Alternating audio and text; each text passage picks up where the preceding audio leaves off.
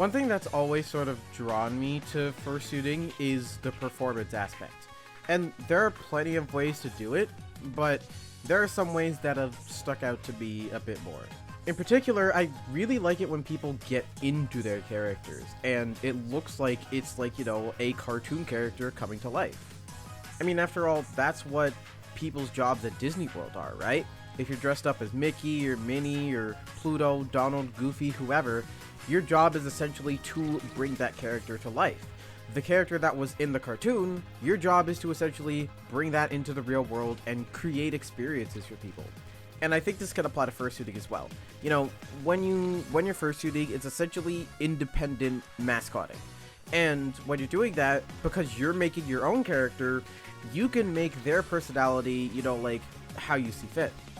And while we have to be careful as to, how much of our identity we place in our characters, we can place aspects of ourselves in our characters because that's what truly makes them unique.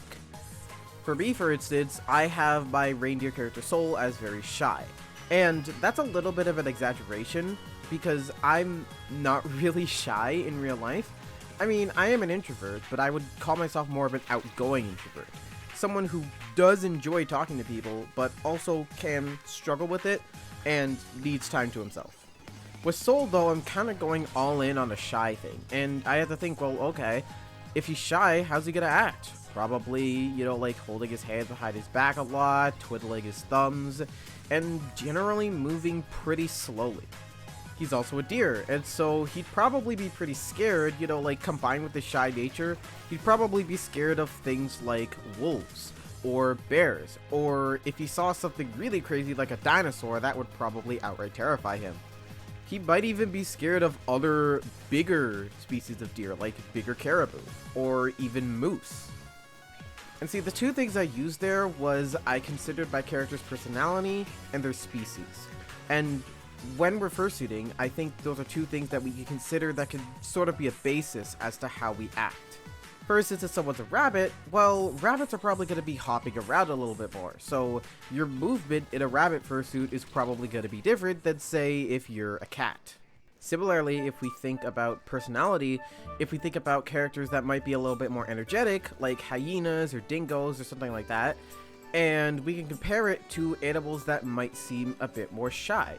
Maybe certain species of fish, I don't know, or like I said cats before, but I'll say it again, cats could maybe be a thing, or like a deer, like something that I have. It's worth considering how both your personality and your species would interact with both other fursuiters and just other people in general. And this is just one style of performance, like getting into your character and stuff. I've seen people do fursuit dances, and that's pretty cool. You can literally just be yourself in suit. Like, there's no one way to perform. Me personally, I'm just thinking about the way to perform like someone you would see at Disneyland or something, but there are plenty of ways to do it. And in terms of this way to do it, like I said before, the two things that I most consider are personality and species. I feel like those really can be a foundation for how you direct how you perform in your suit. So I'd encourage you, if you have a suit, to think about those two things and use that as a foundation for how you perform and how you show off your character. It's really cool to see, cartoon characters brought to life, especially if you're the one that made them. It sounds pretty cool. At the end of the day, though, we have to remember as Christians, we need to be setting boundaries, we need to be watching what we do, and we need to make sure that we're not going too far with this sort of thing. Like I said in my previous video, our identity is in Christ, and so we need to be careful of that, and we need to consider that. But the Bible also says that we should do everything as if we were working for God and not for people, meaning that we should strive to do everything that we do with excellence. And I think pushing yourself to a standard of excellence in everything that we do is really beneficial because it just makes us better. So consider what your character does. Consider your species and your personality and consider how it would act. And then go out and do it. Or just be yourself. And also remember that your only identity is found in Christ. And He should be the center of everything that we do, whether it's silly or whether it's serious. So never forget that.